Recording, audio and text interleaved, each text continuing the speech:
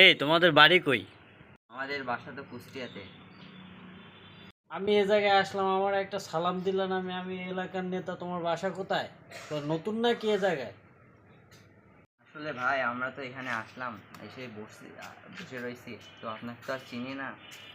দেলোয়ার নেতারে চিনো না? চিনো কারে এই কুষ্টিয়া শহরে? আমি দেলোয়ার নেতা, মাথায় রাখবা। ভাই আপনি কি হচ্ছে সালাম দেওয়ার নিয়ম কি জানেন? নিয়ম টিয়ম জানি না, আমি এলাকার নেতা, দেলোয়ার নেতা, আমারে সালাম দিতে হবে, ঠিক আছে? মাথায় রাখবা, নেক্সট টাইমে ভুল করবা না।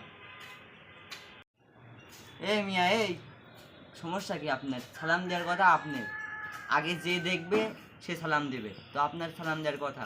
চাচা এক কথা হ্যাঁ খারাপ ঠিকই বলছি। তো।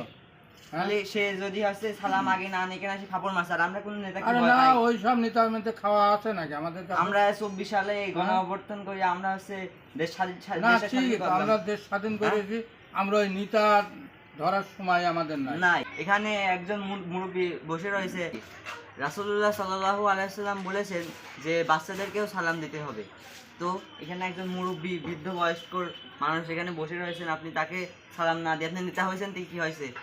আমি শুরু করেছেন নাকি? না নিকেন যান। আল্লাহ বিয়াদব।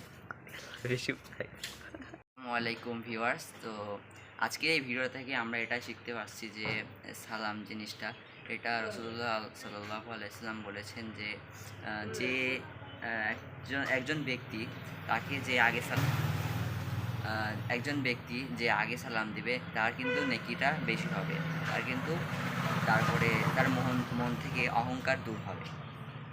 আরেকটা বিষয় হচ্ছে, যদি একজন পথচারী হেঁটে যায়, যারা বসা থাকবে, মানে পথচারী হচ্ছে যারা বসা থাকবে তাদেরকে সালাম দিবে।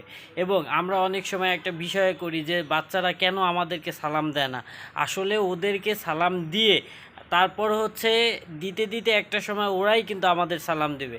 আমরা সালাম না দিয়েই আমরা বলি, এই তুমি সালাম দিলা না, এইটা করলা না কেন, মানে এরকম কিছু একটা বলে। আসলে এটা ঠিক না চাচা, হ্যাঁ ঠিক এটা। ঠিক না? হুম। হ্যাঁ।